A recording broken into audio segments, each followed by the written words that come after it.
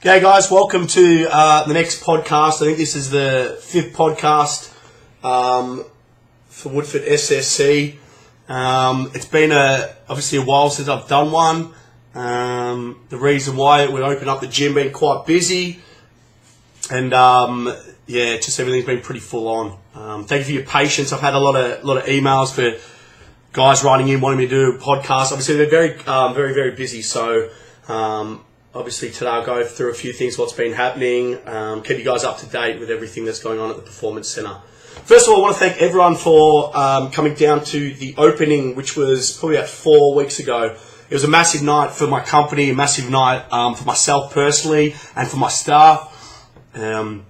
Just quite overwhelming for the amount of people that came down and was privy to my speech, which went fairly long, but it just wanted to get everything that I've felt for the last, I started 7-8 years ago, and to this point in time, I just really want to thank everyone for coming down. It meant a lot to me. It was very overwhelming, and everything that's gone on in my career, and obviously my company as well, which we've obviously got to this point, it just means a lot for everyone coming down, so thank you very much. A few other things that's going on at the Performance Centre. We actually had a high-profile ex-strength conditioning coach come down. She worked in the AFL. I'm not going to say her name, but she was down at the Performance Centre. She loved it. She's actually going to do her consultancy work out of Woodford SSC. So in the coming months, hopefully coming years, you'll see her down there with actually some AFL guys, some NRL guys. She's a specialist in knee rehabs. So that's probably one thing for all our Woodford SSC athletes to be excited about. We're going to have some elite guys down at the centre. And that's what I created it for. I kind of created it for kind of like in the States, you've got all these performance centres, and in the off-season, all these NFL players, they can go to these performance centres and train. In Australia, we don't get that. We can't have the AFL boys, they can't go to a performance centre. They're not allowed to. They've got to stay in-house. And even if they do, some of these guys, they get a program and they go to these big gyms. I wanted to create a performance centre where you can get the elite guys going to them. You get the sub-elite guys. You can get the amateur guys. And that's one thing that I wanted was I wanted anyone to be able to go to this high-performance facility with high-performance staff. And that's what I created it for. And obviously, it's kind of coming to fruition, everything I thought of it. Today's podcast, I actually wrote on the Facebook page, I said, write in your questions and I'll answer them to the best of my ability. Today's question, I'll just pull it up here. Just bear with me 2 secs. It is... Okay.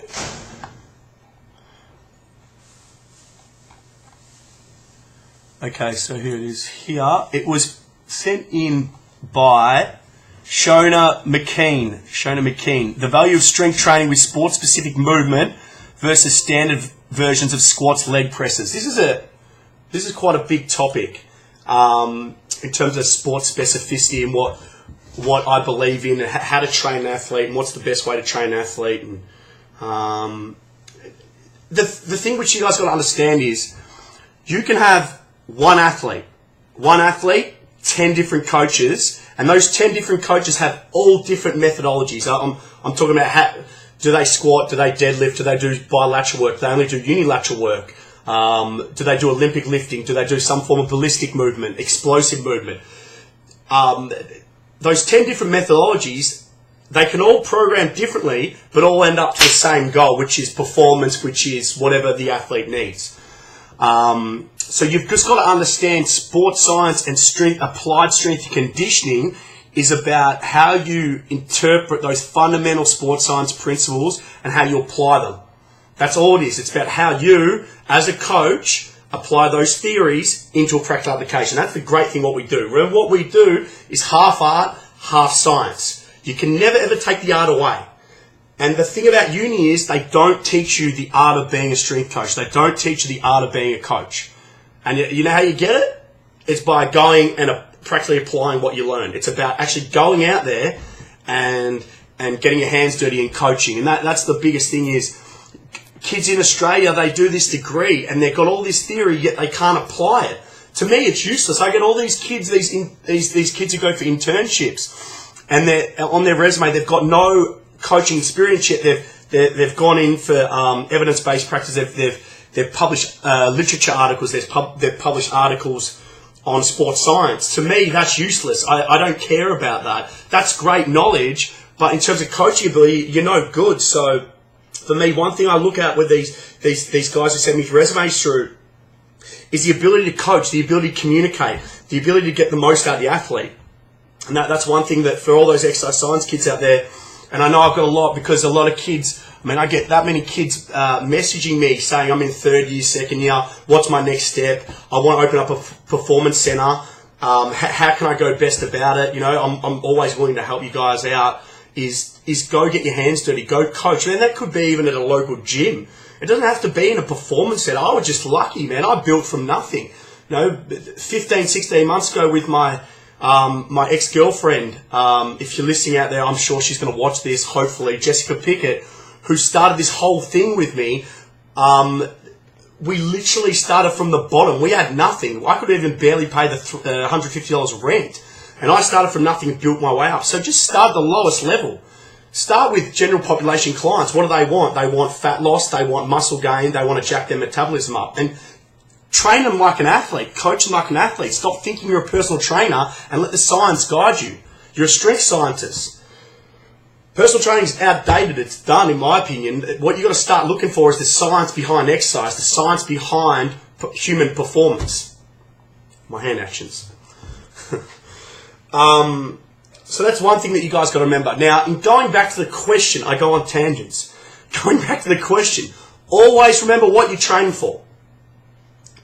If anyone's out there, you guys know what SAID means. SAID, specific adaptations to impose demands. The body adapts specifically to the stress implied. Meaning, if you train in a certain way, it's going to adapt in that certain way. And it's very specific to the muscle group, motor pattern, joint angle, contraction type, contraction velocity, metabolic pathway. Everything is specific to the way you train. Example, if you want to get better at a squat, squat. If you want to get better at deadlifting, deadlift. If you want to get better at your sport, play your goddamn sport. The amount of guys that come that I hear and they go, oh, this movement's more sport specific. Yes, there's going to be movements that are more sport specific in your particular sport. Yes. If you want to improve your vertical jump, the best way to improve your vertical jump is jumping. Doing some sort of box jump, some sort of dynamic effort squat jump. Squatting will improve your vertical, believe it or not. So everything's specific. And in terms of the question that I got to ask, I could go on for another 25 minutes about this subject, but the whole thing which you got to remember is it goes back to what your goals are. Always remember as well is when you get a novice in, any training stimulus, regardless of your sets, your reps, your rest periods, your loads, your frequency, regardless of that, you're going to get good adaptation. And this is the whole thing I don't understand about people who say they squat with bands and chains when you've got a novice who've never trained before. Of course you're going to get stronger. Your training age is 0. If you understand physiology, and this is for anyone out there, if you're a novice, and when I say a novice, someone who's never lifted before, your window adaptation is huge. So your training benefit is massive. You're going to adapt very, very, very quickly. So obviously this is genetic ceiling here, and this is where you're starting. So I'm trying to get in the screen here, right? As you keep training your genetic ceiling, it's going to come close to your genetic ceiling. It should have gone the other way. It's going to get close to genetic ceiling. And that means you need higher training interventions and more, obviously, more specific training interventions. So early on, adaptation will be quick and you don't have to place a specific stimulus on your body in terms of the sport to get better at your sport. The issue is, which most people is, which the question was sport-specific movement. Hold on, I'll go back to it because I've lost the question already. The value of strength training with sport-specific movements versus standard versions of squats.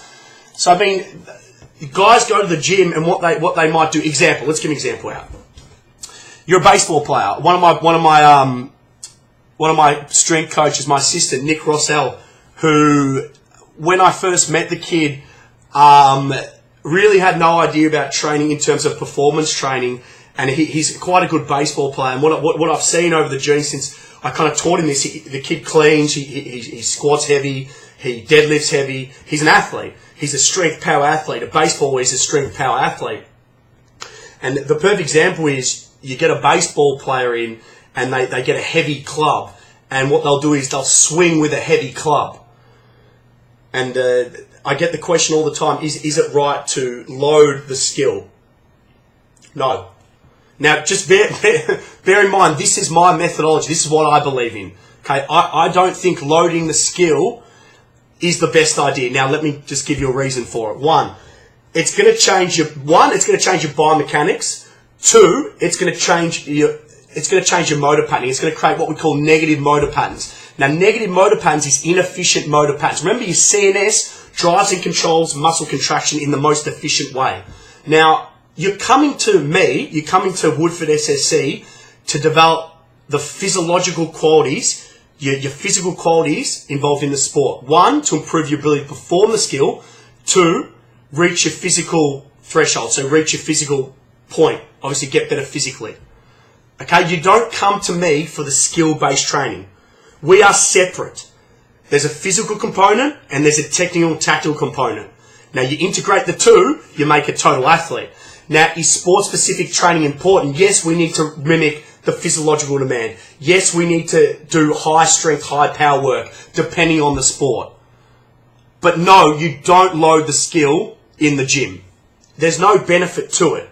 What you will probably see is you'll see regression. Because, example, go back to the baseballer.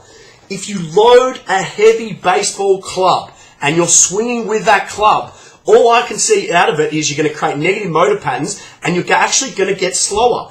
If you look at the force-velocity curve, remember, the higher the force, the lower the velocity. If you increase external load, force will be higher, but movement speed will be slowed down. Remember, sport is played in a high velocity movement. Movements aren't slow, they're quick. So why you'd want to load the skill is beyond me. Now, there are some points where it might be okay to load the skill. Example, you might get a TheraBand, a light TheraBand, and you might do some throwing stuff, abduction, internal rotation stuff. You know, you might do some of that throwing stuff. I remember when I was in the States, I went to a game of baseball, my first and last game. I am never going to a game of baseball again. God, it was boring. And it was, I think it was the Colorado Rockies versus the Washington Wizards. And I went there and I saw their strength coach. And I always love looking at how different sports physiologically activate their athletes. And I'm intrigued by different sports and what is the optimal warm-up for a specific sport.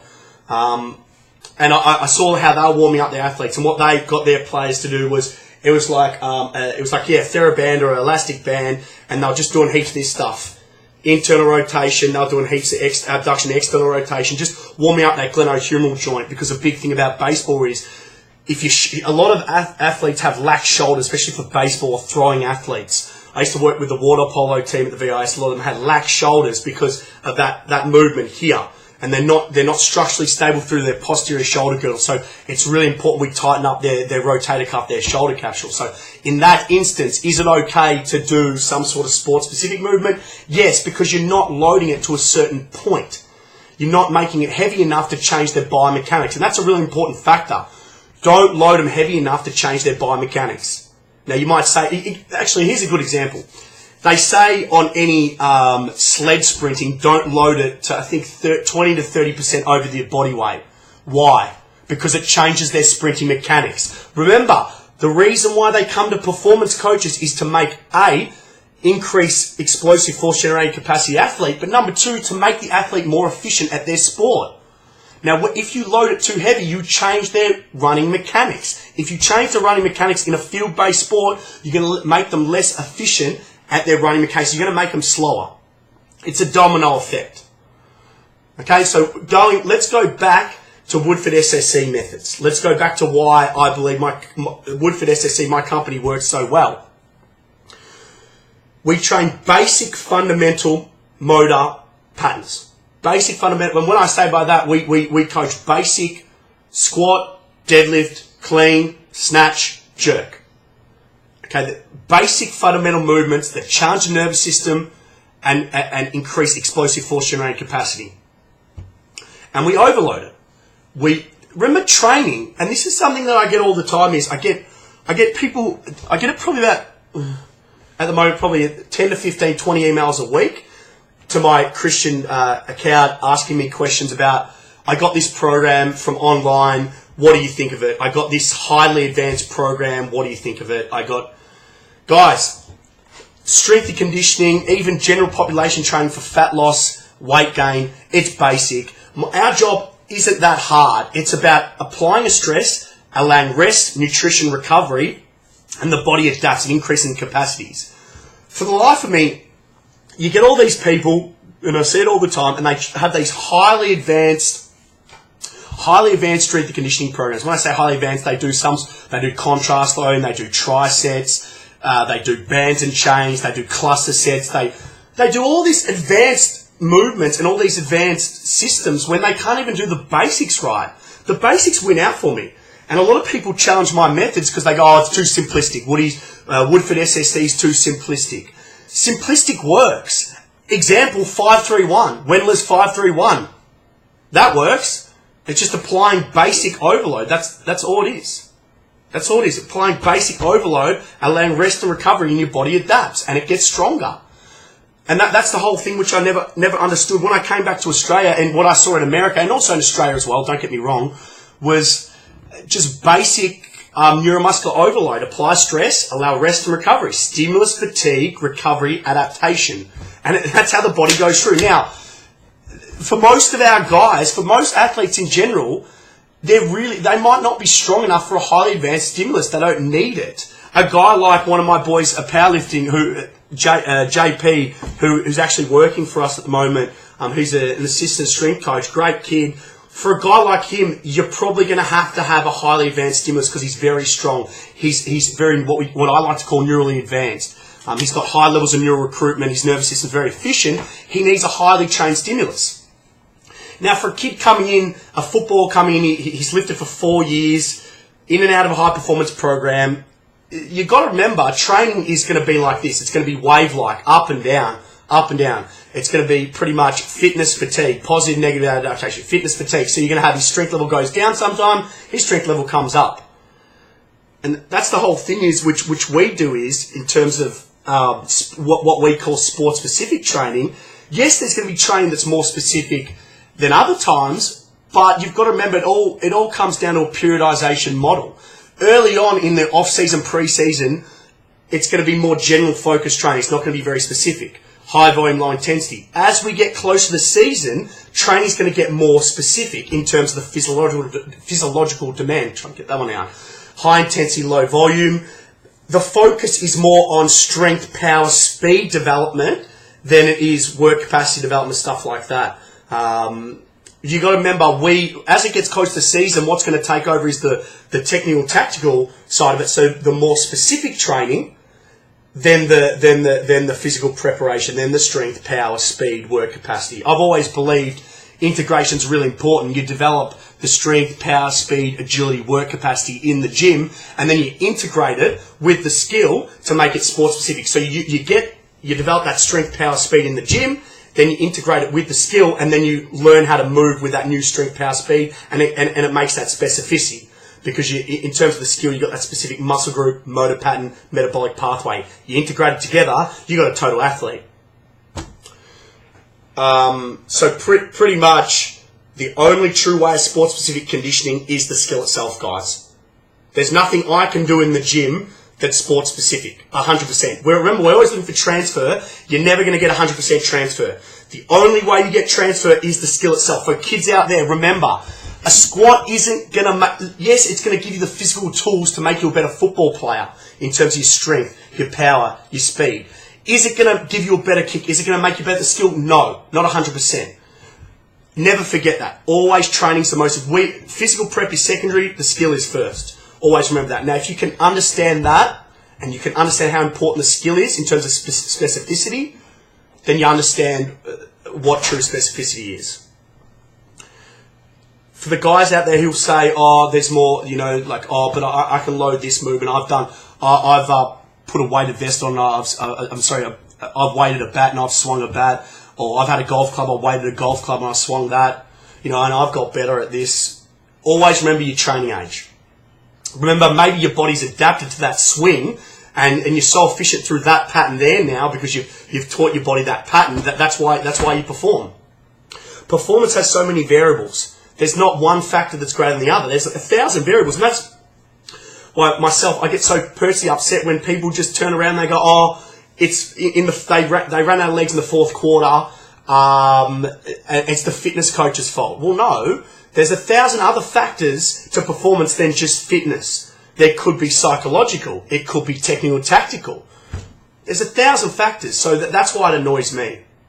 I'm going to wrap this up, but I'm just going to leave on this. Always remember, there's 1,000 different ways to skin a cat, okay? And one thing I do cop a lot of flack is on my methods. Just remember this. I get buy-in from, we as a company, Woodford SC, we get buy-in from athletes. That's what works. They believe in what we sell, what we preach. Basic, compound, multi-joint, multi-planet, ground-based movements, training kinetic chain, applying overload. Integration with the skill, we make a total athlete. And that's what Woodford SSC model is all about, is making the total athlete. It's not about just going in for a lift. It's about strength, power, speed, agility, work capacity, injury prevention, building body armor. And that's why Woodford SSC, we make the total model. Thanks, guys, for listening to my podcast. Just a few things I want to bring up with everyone is, for the teams out there, we're getting heaps of teams messaging us. Please, it's the 25th at the moment. You've got to hurry up. Contact us as soon as possible so we can book you in for a time, because we are running out of spots. For any kid who comes, I'm quite overwhelmed. When I'm out, I actually get heaps of kids come up to me. Just lately, I've had heaps of kids come up to me and they say to me, I want to be like, you want to create a performance center. You know, I really do appreciate it. It's quite overwhelming. If I don't seem like I'm very happy to talk to you, I am. It's just, it's quite overwhelming for people to still come up to me and say, you know, I do exercise science, you know, I follow your company. You know, I love hearing that. Appreciate it from the bottom of my heart. Thank you very much. Please keep sending me your emails. I'll try and get back to you as soon as I can. I'm quite busy at the moment. But thank you for coming up to me. It does mean a lot to me. Also, anyone out there who does want an internship, keep sending me through internships, resumes. I'm always happy to have a look at them. We're kind of building a really strong team at the moment moving forward. There's a few other things that I'll keep you up to date with. But other than that's the main thing. If you do have any questions, email me, christian@woodfordssc.com. Other than that, guys, thanks very much for your time. And I hope to see you for the next podcast. I'll announce another question very soon. I appreciate all your support and hope to see you soon. Thanks, guys. Bye.